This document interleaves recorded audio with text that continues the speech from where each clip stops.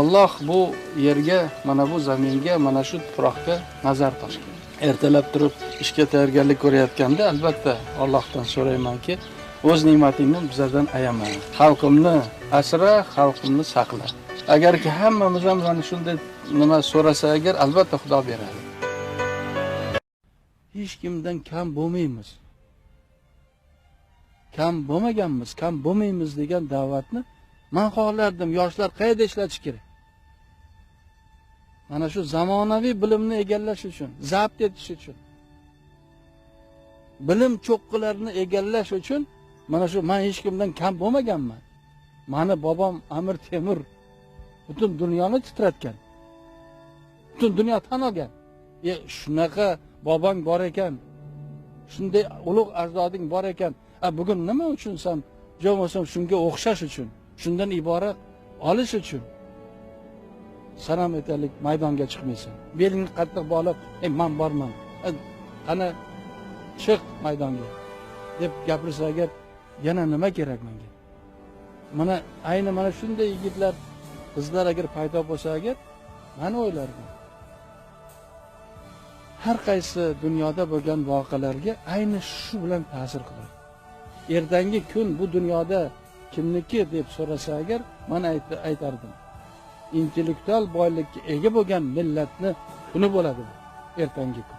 Avvalambor xalqimiz, mana hayotga kirayotgan yoshlarimiz o'z irodasini baquvvat qilsin. Iymoni butun bo'lsin. Xuddiki bu o'zini yaqinni etalik tarixini o'rganganday, xalqini tarixini o'rganish kerak. Chuqur bilish kerak.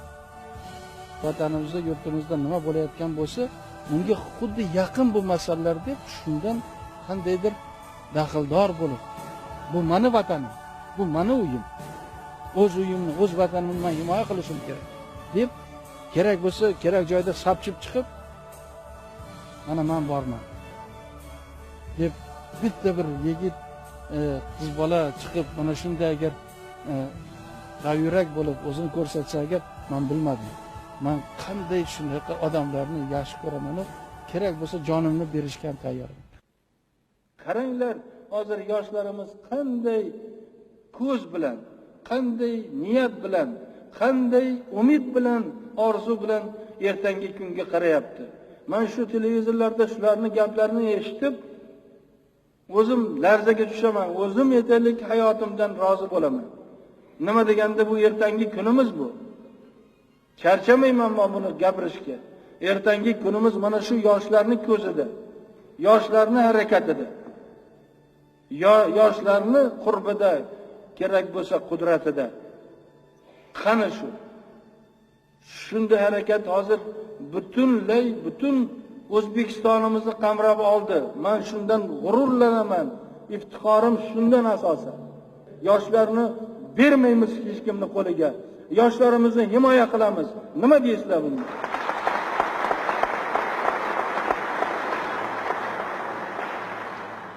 Agarki bizlar shu yerda bo'shliq qilsak, men bilmaydim. Bu kechirmaydigan bir gunoh bo'ladi. Yoshlarimizni, bolalarimizni, farzandlarimizni hech kimning qo'liga bermaymiz. O'zimiz tarbiyasini tashkil qilamiz. O'zimiz o'z qo'limiz bilan, nima deganda bu bizlarning farzandimiz. Meni farzandim, seni farzanding. Nima uchun bizlar qanaqadir aqida parastlar yovuz niyatlar bilan yurgan odamlarning qo'liga men o'zimni bolamni berishim kerak? Meni fikrim bo'yicha O'zbekistonda yashayotgan million yoshlar o'zimni bolam, o'zimni farzandim.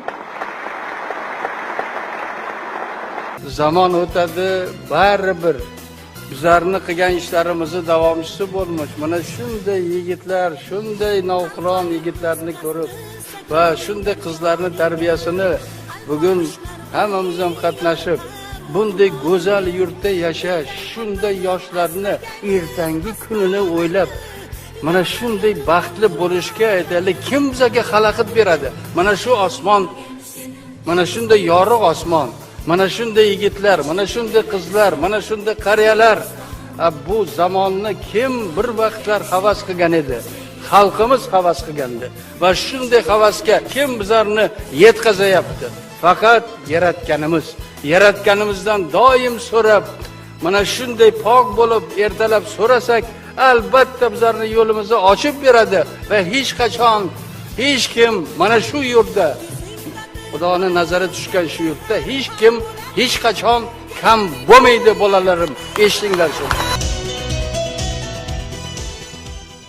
Bugun mustaqillik yilida tug'ilgan bolalarimiz 23 yoshdan oshdi. Bu katta boylik. Bu nafaqat boylik, ertangi kunimiz bu. Hech kim bu dunyoda ustun bo'lgani yo'q. Shu nuqtai nazardan ertangi kunimiz haqida qanaqa jamiyat quryapmiz, qanday davlat quryapmiz, ertangi kunimiz qanday bo'ladi? Ko'zi ham yonib turibdi. Harakati ham shunaqaki, menga imkoniyat beringlar, men o'zimni ko'rsataman degan g'urur bilan yuradigan bolalarimizni nima uchun men yaxshi ko'rmayman? Erkin va obod vatan qurganlar baxtiyordir. El ko'nglida matonat, g'urur ham iftixordir. El ko'nglida matonat, g'urur ham iftixordir. Dunyoda millatlar ko'p. 6000 millat bilan ellat bor ekan bu dunyoda. 200 ta davlat bor. Lekin o'zbek millati, o'zbek xalqi yakka-yu yagona. O'zbekiston degan diyor, go'zal, betakror diyor, yakka-yu yagona. Tabat, shon-u shavkat, saodat senga yordur. Jonotanda jo'sh urgan, nomus bo'lgay, or bo'lgay, Alloh nazar qilgan el, mangu barqaror bo'lgay. Erkin va obod vatan qurganlar baxtiyordir. El ko'nglida matonat,